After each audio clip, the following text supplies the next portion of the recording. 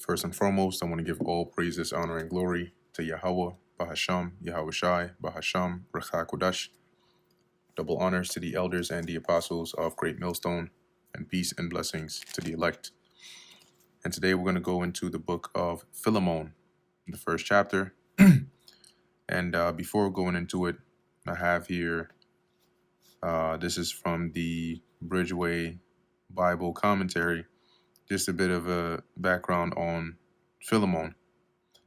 So it says here, Philemon lived at Colossae, or Colossus as it's otherwise pronounced, and was probably a convert of Paul and member of the Colossian church.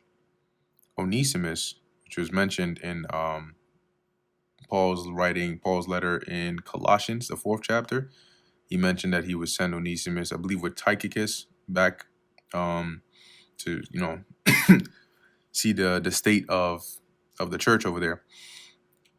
So it says Onesimus was a slave of Philemon who had robbed his master and fled to Rome, where he had been converted under Paul's preaching.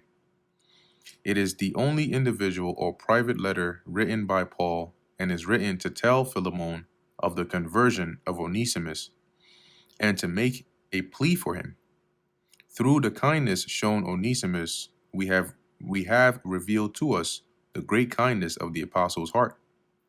He speaks to Philemon not as an apostle in authority, but as a friend to a friend, thereby showing his great courtesy.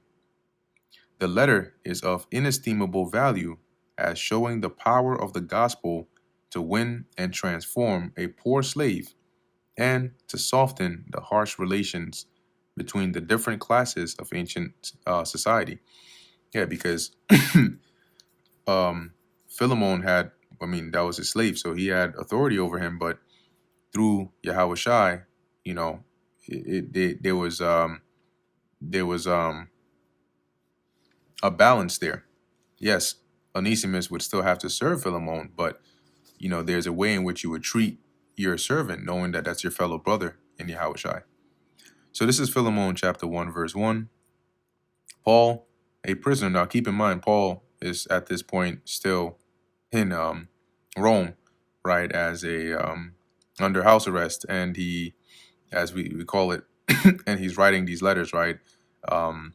Ephesians, what's that? Philippians, Colossians, and then also Philemon here.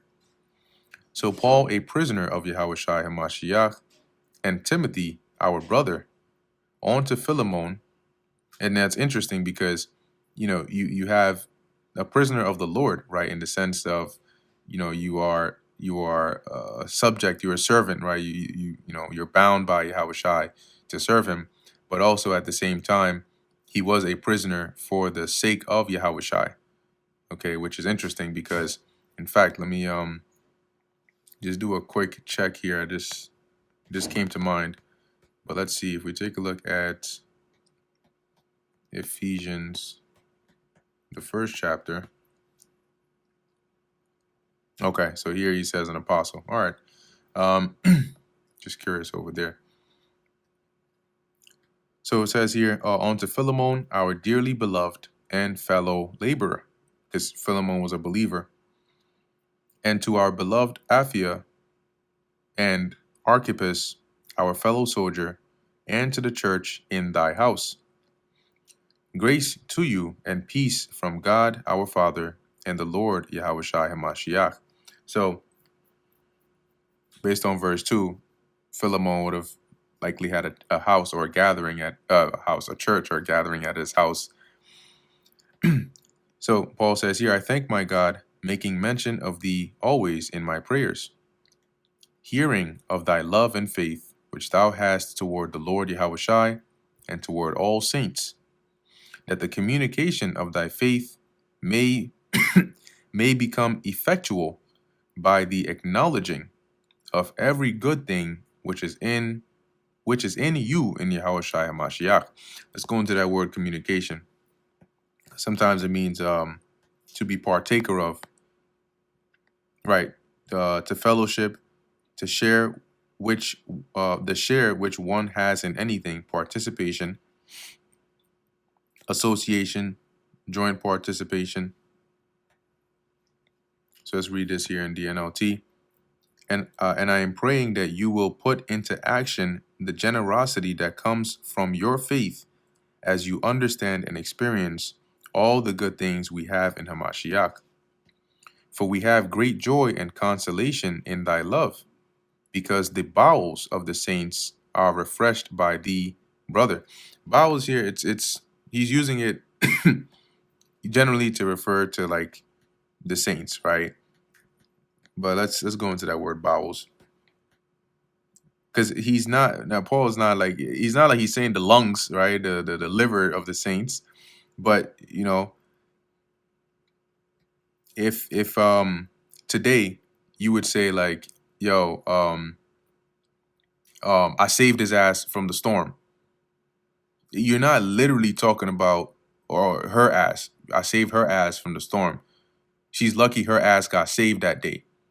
You're not talking about her actual gluteus maximus or gluteus medius. You're not talking about her ass. You're talking about her, right?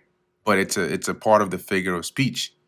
So when Paul talks about their bowels were refreshed, it's kind of like saying they were refreshed, not like their smaller or larger intestine was refreshed.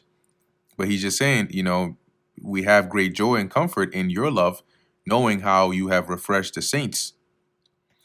Wherefore, though I might be bold, or I might be much bold in Hamashiach, to enjoin thee that which is convenient, yet for love's sake I rather beseech thee. So even though I have the authority to basically like to command you to do that which is right in Yahushai, for the love that we have for you, I'd rather just ask you instead. Being such an one as Paul, the aged, an old man as me, and now also a prisoner of Yahushai HaMashiach.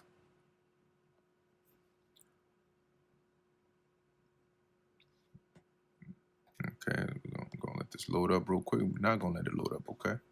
Let's try that one more time. See, Blue Letter been acting up low lately. I'm gonna read it. I'll read the NLT here from my actual phone. And okay, so this is Philemon Chapter 1, verse 8. And it reads here, yeah, that is why I am boldly asking a favor of you. I could demand it in the name of Hamashiach because it is the right thing for you to do.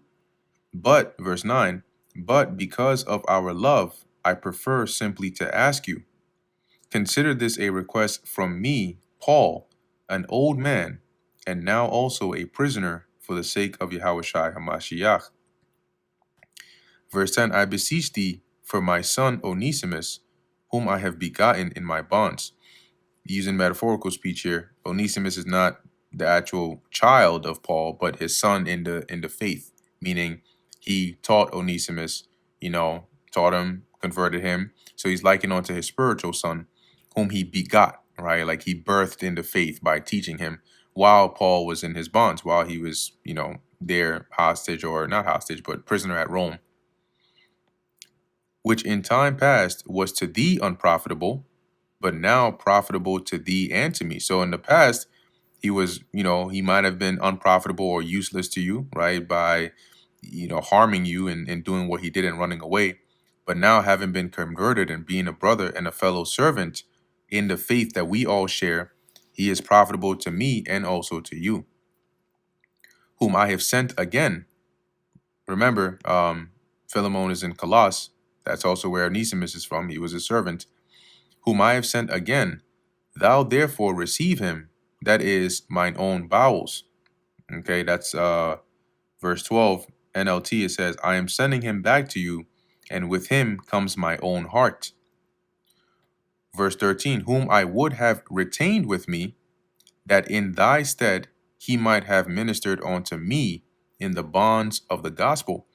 So he's saying here that, I really wanted to keep him here with me, right? And then instead of serving you, he would have been able to serve or minister unto me while I am here in prison, right, on your behalf. But without thy mind, I would do nothing. So he's saying, I didn't want to do anything without your consent, that thy benefit should not be as it were of necessity. Your benefit, meaning the benefit I would gain from you by using your servant, I don't want that to be done out of necessity, but willingly. I don't want you to have to do it because you have no other option, right? Like it's out of your power, but rather that you were willing to do it. So that's why I didn't do that. For perhaps he therefore departed for a season, that thou shouldest receive him forever. See, so peradventure the Lord had him depart, run away from you for that period of time, and come to Rome, where I met him, and or he met me, and I taught him and brought him up in this faith, so that you can receive him forever as a brother converted, not now a servant, but above a servant, a brother beloved. So now got to treat him like a brother, especially to me, but how much more unto thee, both in the flesh and in the Lord? See? So how much more beneficial is he going to be to you now, both in the flesh and in the Lord? Because he's a servant, he's reconciled back onto you, knowing, the right thing to do in the gospel, he'll serve you, right? But also he's a brother. So now you've gained the benefit of both. A servant that before was an unbeliever, was without, stole from you, but now you have the benefit of him being a believer now, but also, you got to treat him like a brother. So that in verse 16 it says in the NLT, he is no longer like a slave to you. He is more than a slave, for he is a beloved brother, especially to me. Now he will mean much more to you, both as a man and as a brother in the Lord. Verse 17, if thou count me therefore a partner, receive him as thyself. So if you can, NLT, so if you consider me your partner, welcome him as you would welcome me. If he hath wronged thee, or oweth thee aught, if he owes you anything, put that on mine account. You put it on my tab, you charge me. I, Paul, have written it with mine own hand. I will repay it, albeit I do not say to thee how thou owest unto me, even thine own self besides. So he said here, I, Paul, in the NLT, I write this with mine own hand. I will repay it, whatever it is he owes you. And I won't mention that you owe me your very soul. He's saying that having been haven't taught him, right? Like I'm an apostle that has taught you. My labor has brought you in here. Had I not done this, what what would have become of you? Now, even if Paul was not the one that was, because it says he hadn't physically been there to those churches, but by his preaching, because he was the one who took the word over there, right, to Asia Minor. Verse 20, yea, brother, let me have joy in thee, of thee in the Lord, refresh my bowels in the Lord. In the sense of doing, just do me this favor. Okay, verse 20 in the NLT.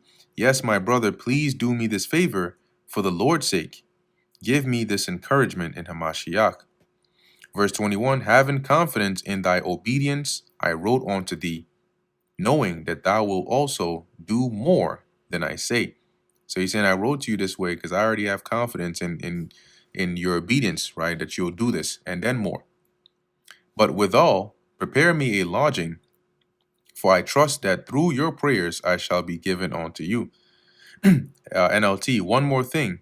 Please prepare a guest room for me, for I am hoping that God will answer your prayers and let me return to you soon. So Paul was planning, which he did end up being free from that 2 year he was released, but eventually, they got him back again, and that's when he was gone, right? Eventually, he was put to death. But as he says here, verse 23, there salute thee, Epaphras, my fellow prisoner in Hamashiach Yahushai, Marcus, which is Mark, Aristarchus, Demas, Lucas, which is Luke, my fellow laborers. The grace of our Lord Yahushai Hamashiach be with your spirit. Amen. And that is the end of the book of Philemon, the first chapter, and the end of the entirety of the book of Philemon. Lord willing, that was edifying to the elect. In closing, I want to give all praises, honor, and glory to Yahweh, Bahasham, Yahweh Shai, Bahasham, Rachak Kodash. And until next time, Shalom.